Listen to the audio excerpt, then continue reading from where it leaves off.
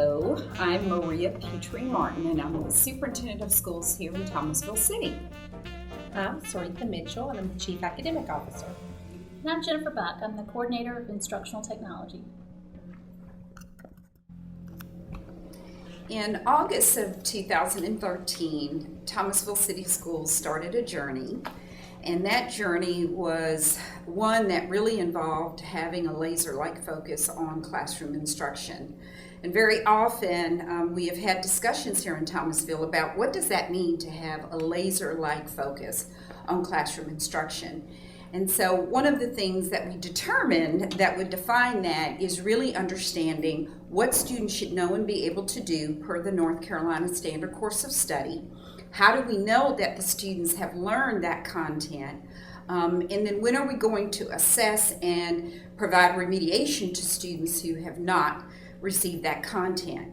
And so much of what you will hear today really drives home how do you get to laser-like instruction, how do you focus on the content, how do you select resources that are aligned to the standard course of study, and how do you provide assessments that give us really good data to inform instruction. In the fall of 2013, Thomasville City Schools instructional coaches came together around a table to discuss best practices in education. We determined that there were 7 critical questions that needed to be addressed when looking at curriculum in Thomasville City Schools. So those 7 critical questions included questions concerning the standard course of study, what we're teaching, when we're teaching, how we're teaching, and how we are assessing. And then what do we do next in terms of remediation or acceleration for Thomasville City School students?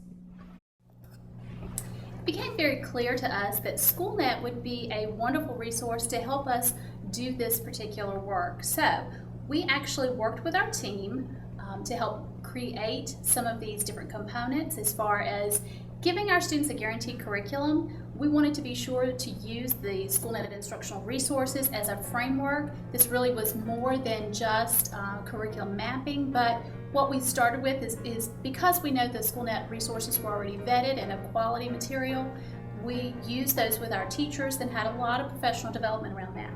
We also then worked to include the Schoolnet assessments and using common assessments with our common grade levels and common departments and common courses. With the Schoolnet assessments, that was able to give us the data that we needed, being able to use that data dashboard and launch all types of analysis and reporting features. We were able to help answer those 7 critical questions.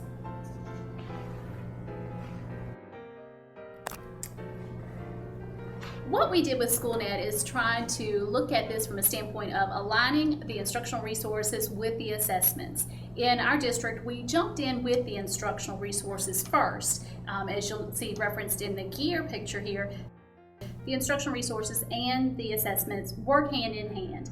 And with those assessment items, what we were doing is answering that question about how we know that the students are meeting the standards and what do we need to do for remediation as far as that's concerned. So when we look at the instructional resources, we had district staff reviewing the content. Our teachers were really immersed in a lot of PD around these resources. It was not just information for teachers to just say, go log in and check it out and see what you think. There was a lot of PD based around it. There were instructional focus calendars created, files have been uploaded to the curriculum manager, and so that's kind of how we started with the instructional resources component. When we started looking at the Schoolnet assessments, we were able to use them for a variety of reasons. We used them for common assessments within grade levels. We also used them for benchmarking, as well as classroom assessment items. Our first jump in really was with Schoolnet, and that's a great entry point into using the assessments within Schoolnet. You can use plain paper bubble sheets, do an answer key only, and you still get the robust reporting that the dashboard offers and all the analysis with reporting features. We've used the online assessments as well as the Schoolnet bubble sheets for benchmarking and so forth, and those have been greatly successful. As a result of the 7 critical questions, Thomasville City Schools staff brought together all teacher groups in different subject areas and departments and grade levels over the course of a year to develop what we call instructional focus calendars.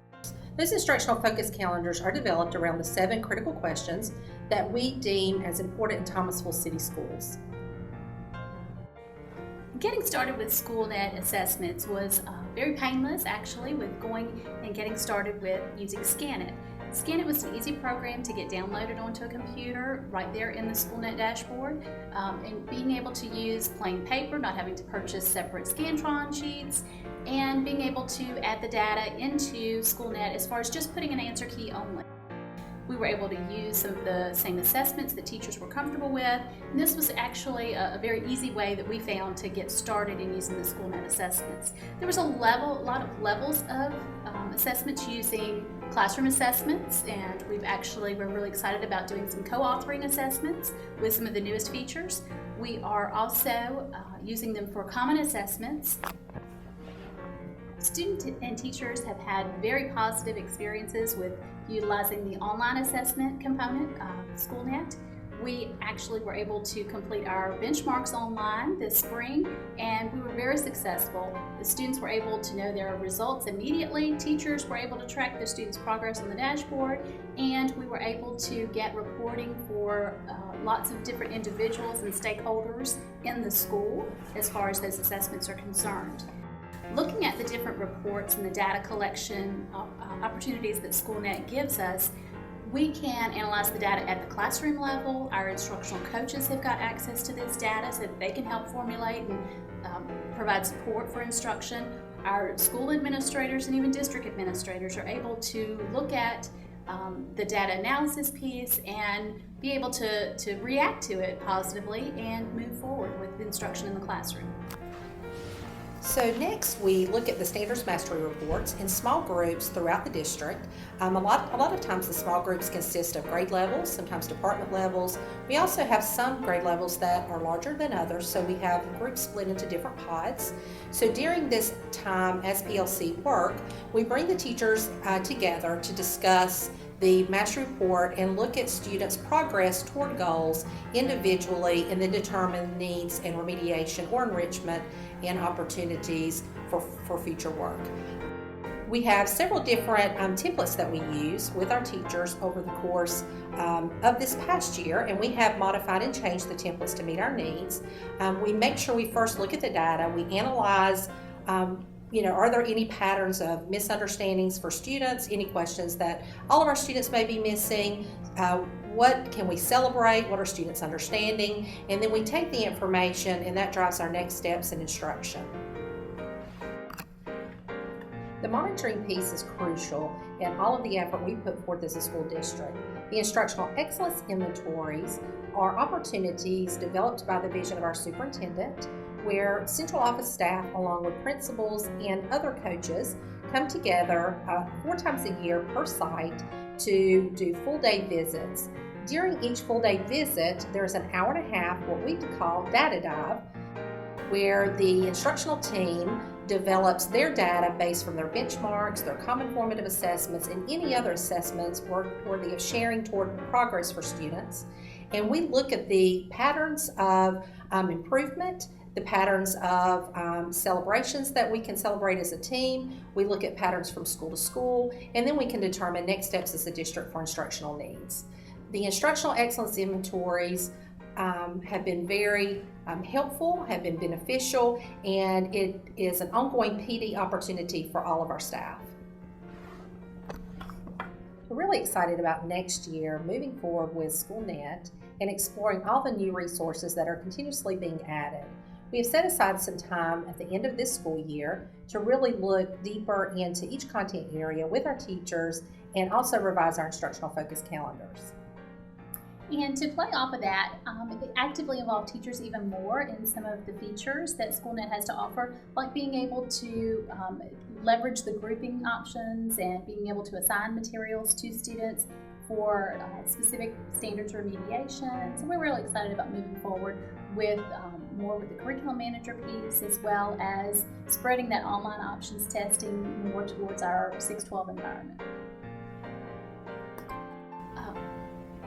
I told you.